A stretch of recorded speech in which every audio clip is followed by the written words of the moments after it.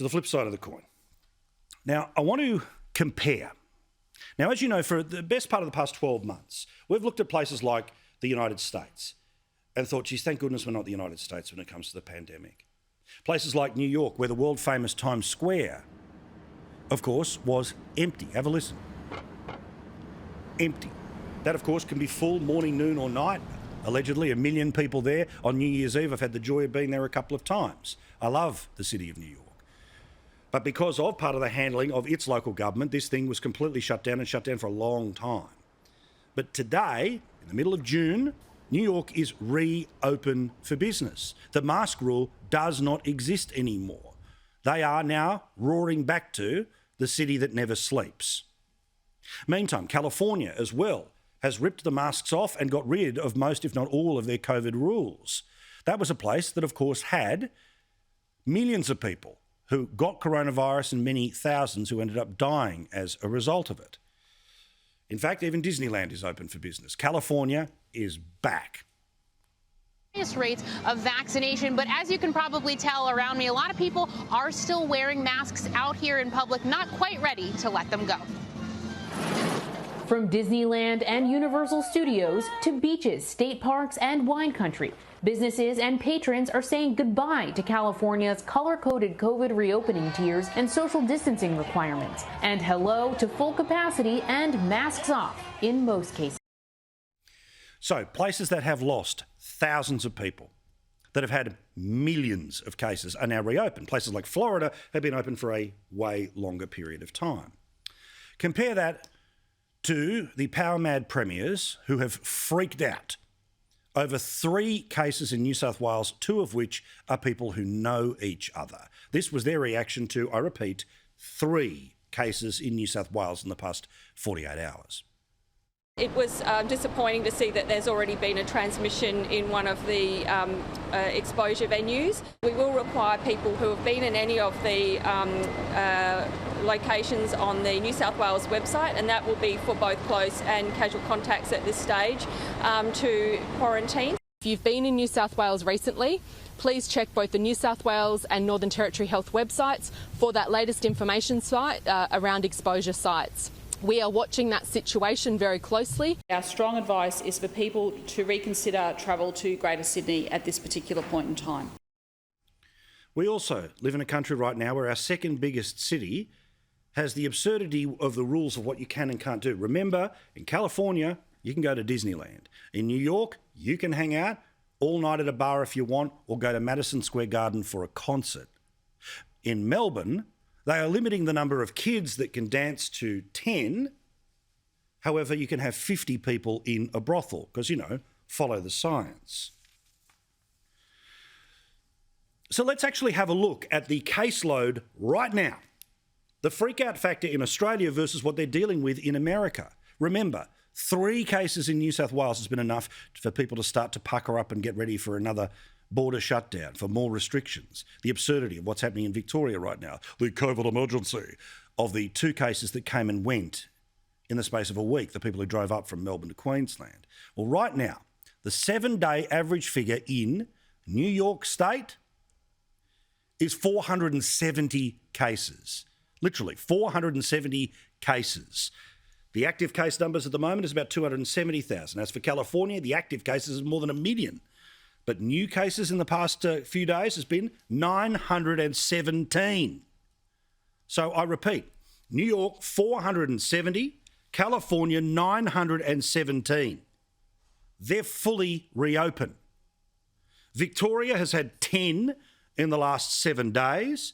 New South Wales has had 3 and Queensland has had 2. Yet we are freaking out. Now, it says a lot about everyone involved in every part of vaccine rollout. It says everything about everyone involved in the freak out about the number of cases that you have to live with. In places that have lost way more people than us, they are willing to pretend that it's no big deal to have 470 new cases over the past 7 days in New York. Yet we are still freaking out here. And in part, that's because of the way that they did vaccinations. Of course, they were made in the United States. Donald Trump was able to put in place that system of Operation Warp Speed where they was able to have so many pharmaceutical companies. They were able to use huge abilities to produce a huge amount of vaccines. They had vaccine stations that literally were like this. That's the largest car park in all of California, the baseball car park at Dodger Stadium. That's where people got vaccinated. They let vets administer the vaccination. Yet here in Australia, we are crawling. 6 million people have had the doses. That's good. I'm pleased that's the case. But very obviously, the logic is as many people can have to be vaccinated as possible for us to be freed from the nonsense of the freak out that we are seeing at the moment about 3 cases. Why?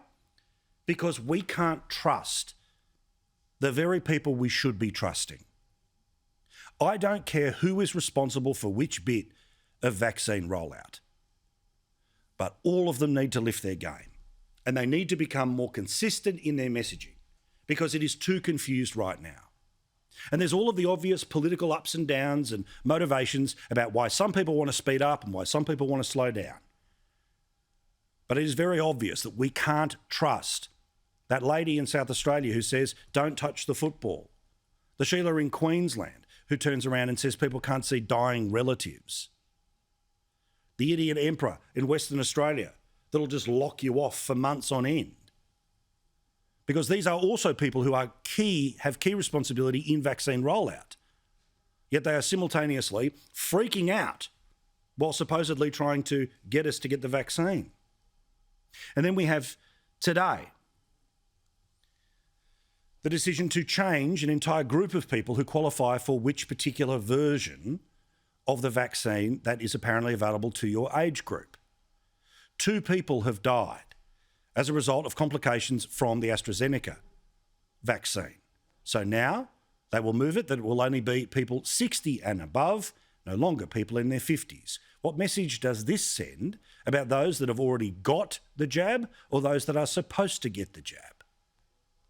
We accept that Pfizer is the preferred vaccine for under 60s and AstraZeneca is recommended for over 60. What does it say about the efficacy of getting the jab that even after you have been fully vaccinated, the very same health minister at the state level that is telling you to get a vaccine is also saying it doesn't matter if you get a vaccine, you still have to go into forced hotel quarantine? So what we know of the vaccine so far is what they do is they protect you. So they stop you from getting very, very ill and likely to end up in ICU or losing your life. But it doesn't stop you carrying the virus and potentially transmitting it to someone else. And we have seen in recent times, I think it was Melbourne, someone who was fully vaccinated who did transmit the virus.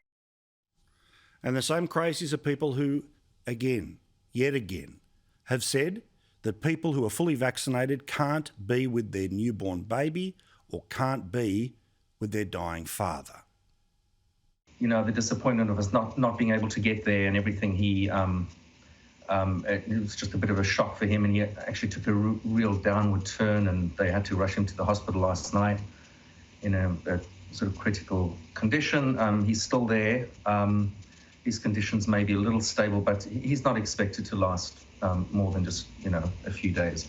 It's just a very simple, compassionate plea to be able. I think everyone understands what that feels like, to be able to see your father one last time and say goodbye. In New York this week, 470 new cases. Queensland, 2. Yet those are the stupid rules that are playing out because not enough people have got the jab. And for all of those different reasons, people are not getting it. So here are some solutions, not just the stating of the problem, because that's what people do when they're trying to achieve a political outcome. I want a solution here. You take it, you don't, whatever, but it's about availability. Firstly, and most importantly, chemists must be activated as soon as possible. Let's do it next week to administer this vaccine. If nothing else, it will be thousands of locations around the country, and it removes part of the complication. I also believe this is the way, in part, to go around state government, because state government is simultaneously in charge of the key and the lock at the same time when it comes to some of the crazy here. The federal government needs to make sure that they ignore the AMA and the Doctors' Union and they just go straight to the local source to get on with this. Thankfully, there is a little movement in this area. In fact, very quietly in the past couple of days, both South Australia and New South Wales have started to say that this is a solution. Good, hurry up. But feel free to tell people rather than you only find this stuff out when you go deep diving to do editorials on television. Meantime, the other thing that you have to do is focus all of your efforts on vaccine rollout and less of it on coming up with the blame game. Because again, the same people who hold the lock and the key are the ones who want to always defer blame. Take example, health hazard. Now, the New South Wales Health Minister, this bloke should have gone over Ruby Princess, but of course didn't. When he didn't go, it meant that Daniel Andrews and no one in the Victorian government would go after their hotel quarantine mess. The New South Wales government had told everyone who would listen that everyone on the front line has been vaccinated.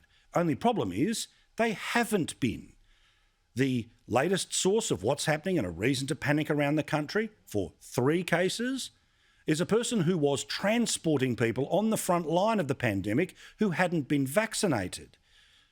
Now, while it's great for the health minister to yell at the driver, I'm going to yell at the health minister. Why did you let this guy turn up to work? But of course, you're not interested in anything but blaming someone other than yourself, like they did today. Being slack about what the health authorities ask you to do is just inexcusable. You're being slack, Minister, because you're letting people get away with it. And then there's the COVID commander in Victoria, the same people who oversaw an absurd lockdown that saw kids not go to school, regional Victoria shut down, and the silly rule that I have to keep repeating that there's a limit on little girls dancing, but you can have more people in a brothel. Follow the science. Thanks for keeping us safe. Well, guess what we learnt today out of Victoria is that a nurse had become positive to COVID-19 but was allowed to keep going to work. And what this really highlights, of course, is the importance of not seeing staff working across multiple sites when we have known COVID cases that we're looking after. I had a series of meetings last night with the CEOs of Northern and Epping and other supporting agencies to ensure we re-establish a far more rigorous regime in place to look after these COVID patients. That's not her fault.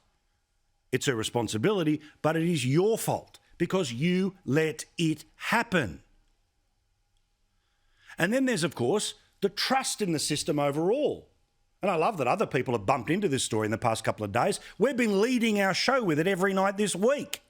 In Western Australia, the police accessed the information that people were giving over about their whereabouts when it came to the check-in app. And guess what? They were doing it with other ones as well. There is only one way we get to be like New York, like Disneyland. And that's to do your job, tell people that there is an advantage to getting the vaccine that isn't just not dying. It means it's the key to unlocking the stupid rules put in place by people who have gone mad, power mad, ego mad, media mad. Because without that, we are going to end up as a place, rather than being envied by the rest of the world, that the rest of the world will leave behind.